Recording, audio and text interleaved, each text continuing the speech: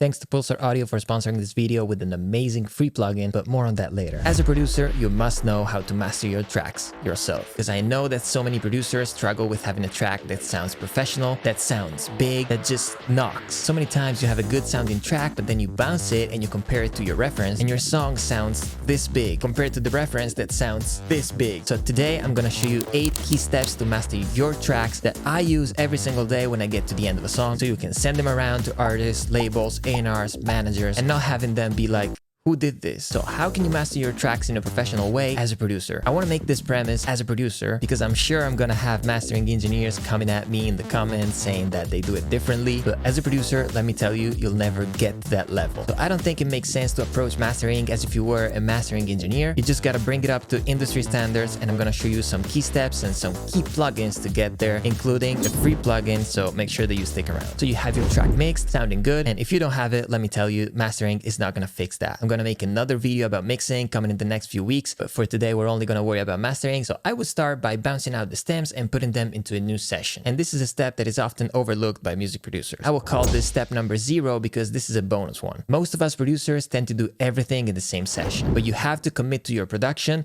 mix in a different session, commit to your mix, and master in a different session. And this is crucial because you don't want to get to the mastering and be like, oh, let me fix that Valhalla reverb. No, this is not going to happen at this stage. So after organizing and color coding my stems, the first thing I want to do is compress the whole thing together. I want everything to become glued together nicely. And to do this, you want to use a bus compressor. The best option is an SSL bus compressor. There's plenty of plugins, and my favorite ones are the SSL one and the UAD one. But don't worry, because I've used the Waves one for like 8 years, and that's just great. But I recently switched to the SSL bus compressor. This is developed by the actual SSL. So, you know, who better than them? And you want to set this in a way so that it can compress around 4 dBs. I wouldn't recommend going over that because we're going to add more compression later. And what I'm doing here, I'm setting the attack to the maximum and the release to the minimum. So I heard that one of the first ones to do this was Dr. Dre. I might be wrong. I'm not sure this is true. But anyway, the reason why we do this is because by keeping the attack long, we are allowing the transients to get past before the compressor actually starts compressing. If you set the attack to a really short value, what's going to happen is that the compressor is going to detect these transients and compress them. In this case, I want to have strong transients, and I don't want to lose the nice balance that I got in the mix. So that's why I'm also setting the release to a short value, because this way the compression is really fast, the compression is happening, but the song is also breathing, and we can keep the cool dynamics that we had in the mix. The ratio, I usually start from 4, and then if I hear it's too much, I'm probably gonna go down to 3, but I rarely go lower than 3. And what I do is playing the track in one of the loudest moments. I'm gonna play the drop of this track that you've heard before in one of my other videos, and I'm gonna start playing with the threshold until I see that the compression is around 4 dBs. So let me show you. So nothing's happening now, but as I go lower,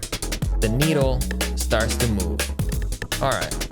One interesting feature that this plugin has that the Waves one doesn't have, and this is one of the reasons why I switched, is this sidechain high pass filter. So this is not actually a filter or like an EQ, so don't worry about it. You're not cutting any frequencies. So this is basically telling to the compressor that the frequency that you set here, so in this case, I'm gonna try to set it around 60 Hertz, whatever is below that frequency is not gonna be compressed. And this is a very useful feature because sometimes when you have a song that has a lot of low end, if you don't use this, you might have huge compression just because the compressor is detecting all of that low end that's over the threshold that you set, and the compressor just compresses like crazy. And thanks to this, I can compress even a little bit more and I'm still below 4 dBs.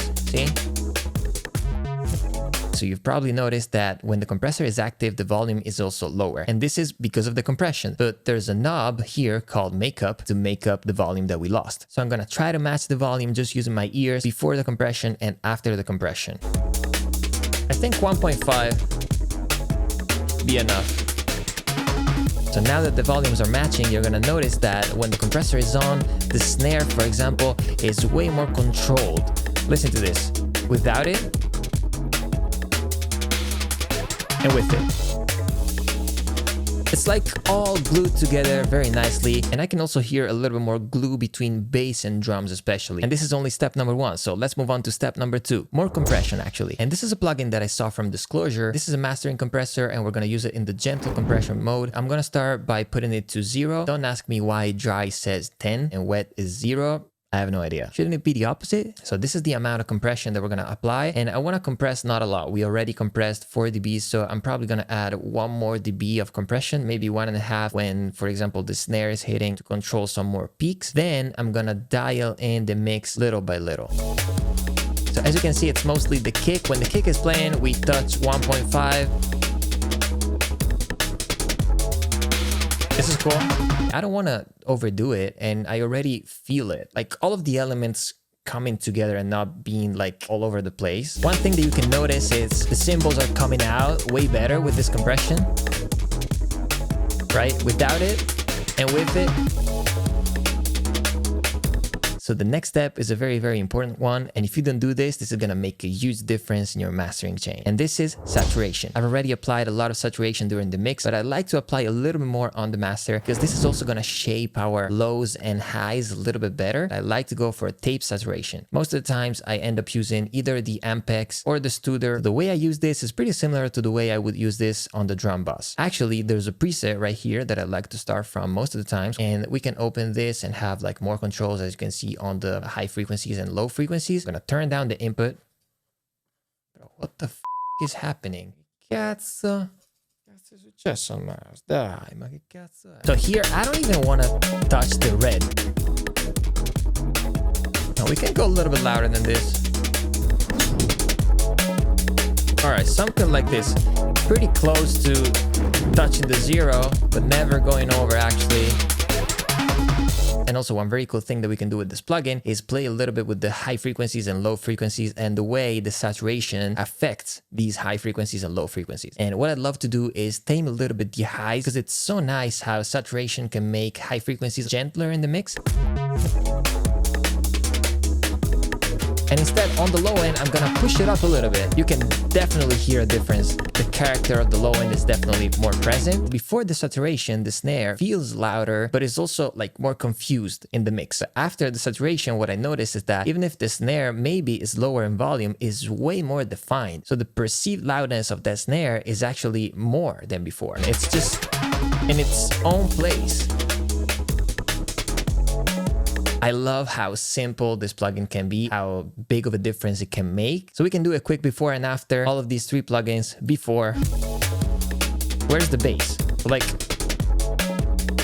oh my God, listen to this. Okay, so at this point, compression is done, saturation is done, and applying all this processing, now I feel the need to correct a few things frequency-wise. Because like I said, one of my favorite things to do with saturation is taming some frequencies to make sure that everything is a little bit more clear in the mix. And now I kind of want to make up for it. And that's when you want to introduce a little bit of EQing. And to do that, I have a great plugin that just made it to my mastering chain. It's a plugin by Pulsar Audio, the sponsor of today's video. And you probably know them already because they make great quality plugins. You've probably seen this one before for like lo-fi stuff, but this one instead is the one we're going to use today, and it's a mastering EQ. They were so kind to send it to me to try, and this made it to my mastering chain immediately. This is the W495 EQ. It's a replica of the legendary mastering EQ Neumann W495. And guys, great news, this plugin is free for a limited time. So the reason I love this so much is because it's kind of limited, having only 3 bands. But that's exactly what you want for mastering. You don't want to mess up with the nice balance that you found in the mix and do too much on the EQ. You want to slightly add or subtract, make little adjustments. I used to have the mag in my mastering chain, and sometimes I still use it, but I feel like having all of these bands is tempting me to do too much. It's tempting me to add or subtract from each one of them, and most of the times it's not necessary. So the first thing that I want to do is add a little bit of clarity on top, because like we said, the saturation kind of tamed all of those highs, and now I want to try to bring them back out, but in a nice and smooth way. It's pretty simple. We can just pick a frequency and control the gain. We can also do it in mid-side mode if you want to. And one thing to mention is that this is not moving by steps. We're not going either at 7K or 10K or 14. We can also reach all of the frequencies in between, which is a nice feature actually.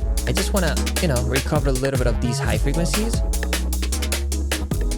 See, just a little touch of highs, but this is bringing out a little bit more clarity to the mix. And one thing that I want to try is actually adding a little bit of low end, because I remember trying this last week and I tried the low end and I was like, whoa, this is actually good on low end. I want to start from something like 90.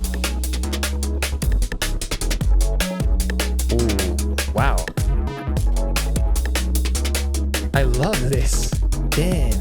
And in this case, I want to apply this only to the mids because I don't want to boost all of the low frequencies, including the stereo ones. I just want to boost the mono frequencies. Listen without it.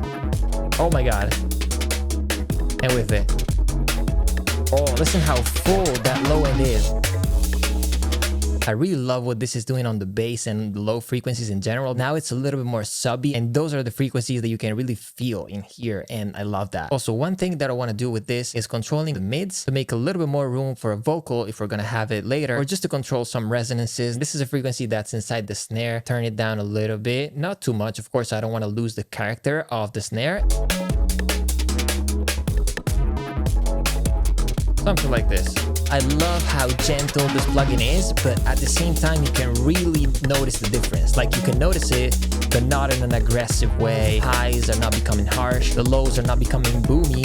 Everything, it's right there. And one thing that it's also worth mentioning is that if you don't know exactly where to start from, you can always go through presets, and I tried some of them and they're really, really good. There's a lot of presets that you can actually use on other things, like on the bass, you have something for 808s, the drum bus, hip hop beat, vocals. So you basically can use this EQ on anything. The only thing that's missing to this plugin to me is the ability to solo the frequencies. And this is a little adjustment. They're probably going to do it in the next update, but I really love when I can hear what I'm actually adding or what I'm subtracting. So guys, let me tell you again, this plugin is free, but it's free for a limited time. So go now, click on the link in the description, get it before it's too late. Okay, so we got to step number 5, and it's about EQing again, but this time in a slightly different way. There are a couple of things that I want to do, and these are going to affect the stereo image, the stereo width of my track. And I'm going to use the Pro Q3 to do this. So this is very important. I want to make sure that the low frequencies are not stereo. Why? Because it's not going to sound tight at all. It's going to sound muddy. The bass is not going to be in your face. So there is an easy way to do this with Pro Q3. And guys, let me point this out for you. I used to do this with a different plugin, and then I found out it was not actually working. So I switched to a better and safer way to do this with the Pro Q3. It's very easy. You can just add a point. You set your frequency to like 130, and then I'm going to just add a low cut, and I'm going to set this to like 24 dBs. But now if we leave it like this is going to filter the whole track, and we don't want that. We want to preserve the low end. We just want to make it mono. So how do you do this? You right click, stereo placement inside of stereo, which is going to affect both the mid and the side. You're only going to apply this to side. All of the side frequencies, all of the frequencies that are stereo below 130 are going to be cut. As you can see, we'll still have our low end. Maybe you don't notice it because you cannot really distinguish mono and stereo frequencies, but this is actually happening. And to verify that, we can open this. And now it got a little bit better. I gotta be honest, it's not exactly 130, and that's because the curve is set to 24 dBs per octave. This is more than enough because I'm sure that all of the frequencies below 80 Hz are mono, and that's what I needed. And there's something more that we can do with this EQ, again in the mid-side mode, adding a little bit of high end, but just on the stereo frequencies. This is gonna make the high end a little bit more clear, but only on the side. If I exaggerate it, you're gonna notice it a lot, right? I just want a little touch. These are the frequencies that are affected now, just the stereo frequencies. And we can call this step 5A. One more thing that you can do to improve the stereo image of your song is loading a plugin like Ozone 9 Imager. I can set 4 bands, for example, and I can treat every band in a different way. I can add a little bit more stereo width on the highs, something like that. Also on those mid highs. And also this band, I want to make it just a little bit wider, making sure that I don't have too much bass in it. Slightly wider. I like this. All right, step number 6, surprise, more EQ. This is called linear phase EQ. It's not always needed, but this is gonna take care of some phase issues that you might have in your song. I set it to linear phase, 2 bands, something like that, 18,000. That's it. I don't do anything else but this. All right, step number 7, the limiter. But stick around because you might think the limiter is the last thing that I add to my chain. It's not. I have a little surprise for you later. So there are so many great limiter plugins on the market. The one I'm using is the Pro L2 by FabFilter. I use this one. I just know it. It's simple and it works. So I have a preset that I created, but it's nothing special. It's basically the same as the original. The style I'm using is all around because I want something pretty transparent. And if I did a good job up until now, I shouldn't need a crazy boost on the gain.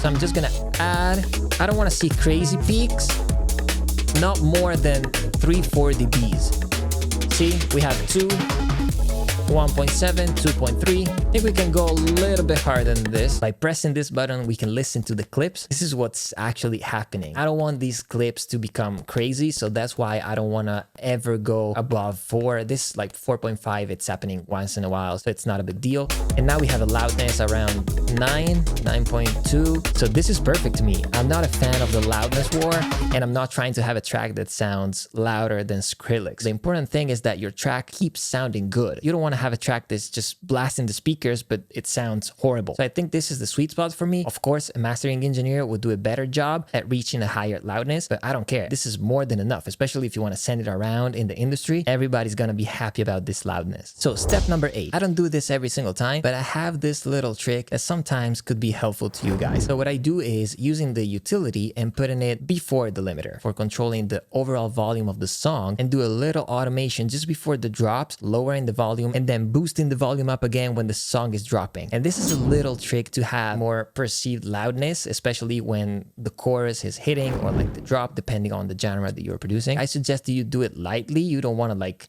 boost 5 dBs, of course. And even if I placed it before the limiter, the reason why I do this now and not before limiting the song is because I want to do it only if I feel the need to do it. If I think it's really necessary because maybe, I don't know, the drop or the chorus is not hitting like I'm expecting. So what I want to do is design a little automation. The gain is set to 0 and it's gonna be 0 again when the song drops. A good way to have a bigger perceived loudness when the song is dropping is actually by lowering the volume just before. So I'm gonna design a little automation, something like that, a couple of bars before the song is dropping, so it's happening, you know, smoothly and nicely, and the listeners are not going to notice. And I probably want to decrease something around 2-3 dBs, not more than that, maybe even less. I'm going to start by 2.5. Look at this.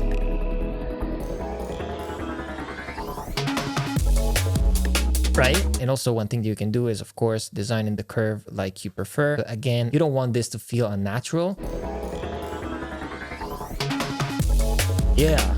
Ooh, I actually feel it. I actually notice it. Guys, I have one bonus step for you. This is optional, but it's something that I end up doing almost every single time. And this is adding a little bit of soothe. You've probably heard of this plugin. I'm pretty sure. This is a great plugin. I really love this. I'm going to put this just before the limiter. There are a bunch of very cool presets. Let's say that in this case, I want to have a little less mud. I'm going to start from this. One very cool thing that you can do on this plugin is just listening to the delta, which is what's getting removed. It's definitely cleaning up a little bit the whole thing. All right, guys, so this is the before. And this is the after.